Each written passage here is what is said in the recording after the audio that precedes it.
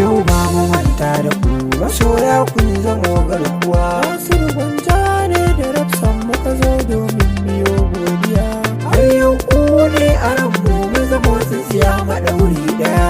Har yau ba mu manta da ku masoya kun zamo garkuwa. Nasir Gwanja ne da Rapsan mu fito domin miyo godiya. Har yau ku ne a ranmu mu zamo tsintsiya maɗauri ɗaya. Maɗauri ɗaya, tsintsiya maɗauri ɗaya.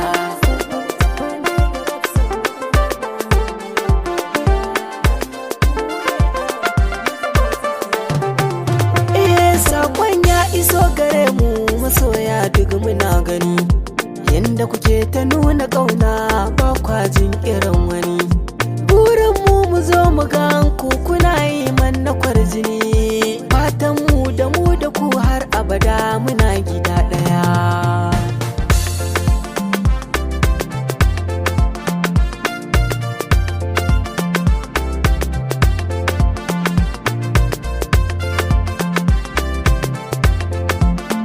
Abinda kuka yi yana isowa domin shi muke gani.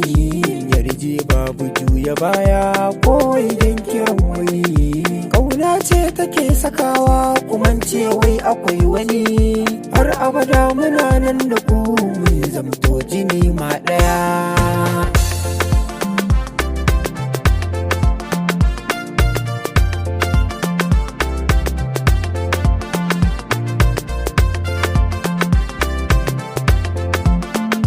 Ku ne dai ganin ganina, ku ne kwanciyar gadona, ku ne dai abun faɗa na. In ba ku ni ba za na yo ba.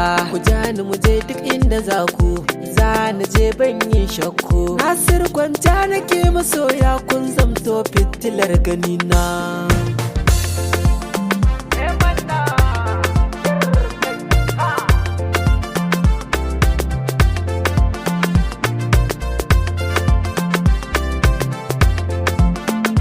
Addu'ar ku tana rike mu, Allah ma yana gani. Ta zamto tsari gare mu ko daga sharrukan wani. Soyayya ta kuce a ranmu ba mu bari mu sa wani.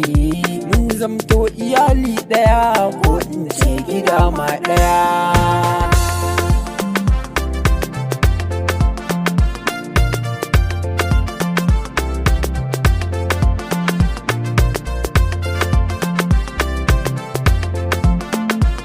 Ku fito maza, ku fito mata, ku fito mana kai, ku fito kai kai, ku fito. Nasir Gwanja Rapsan mun yo waka, waka ta maso boya ne muka yo waka.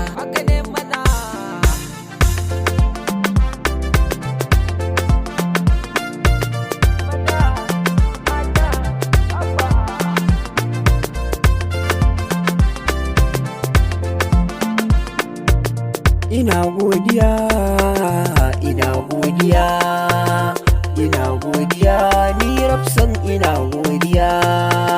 Muna godiya, muna godiya.